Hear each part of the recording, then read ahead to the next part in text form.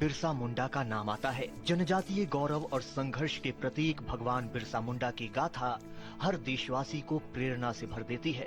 ये उनके संघर्ष का ही परिणाम था कि आदिवासियों के लिए विशेष कानून बना और आजादी के आंदोलन में उनका अमिट योगदान ही था कि उनकी याद में हर साल 15 नवंबर को जनजातीय गौरव दिवस मनाया जाता है, जिसकी घोषणा प्रधानमंत्री नरेंद्र मोदी के नेतृत्व में भारत सरकार ने 2021 में की थी। बिरसा मुंडा का जन्म 15 नवंबर 1875 को झारखंड के उलीहातू में एक मुंडा परिवार में हुआ। ये वो समय था जब ब्रिटिश राज ने मध्य और पूर्वी भारत के घने जंगलों में घुसपैठ करना शुरू कर दिया था। अंग्रेजों की इस नापाक हरकत ने आदिवासी समुदाय को काफी नुकसान पहुंचाया, जो सदियों से प्रकृति और प्राकृतिक संसाधनों के साथ सामंजस्य बनाकर रह रहे थे। अंग्रेजों ने छोटा नागपुर क्षेत्र में जमींदारी व्यवस्था शुरू की, जिससे परंपरागत आदिवासी खुंडकट्टी कृषि प्रणाली नष्ट हो गई। खुंडकट्टी प्रणाली में आदिवासी लोग भूमि के संयुक्त रूप से मालिक होते थे। अंग्रेजों ने जमींदारी के साथ साथ साहूकारी और ठेकेदारी प्रथा भी शुरू किया। इन सब का परिणाम ये हुआ कि आदिवासियों का भरपूर शोषण होने लगा। अंग्रेजों ने जंगलों में घुसपैठ करने के साथ ही आदिवासी क्षेत्रों में बड़े पैमाने पर धर्मांतरण भी शुरू कर दिया। बिरसा मुंडा ने इसका विरोध करते हुए ब्रिटिश शासन और धर्मांतरण के खिलाफ आंदोलन चलाया।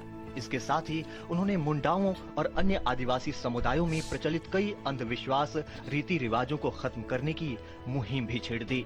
अंग्रेजों के शोषण और धर्मांतरण की नीति के खिलाफ बिरसा मुंडा ने आदिवासी समाज को जागरूक किया। आदिवासियों को जल, जंगल और जमीन की रक्षा के लिए प्रेरित करते हुए बिरसा मुंडा ने 1899 और 1900 में उल गुलान यानी महा उथल पुथल आंदोलन शुरू किया।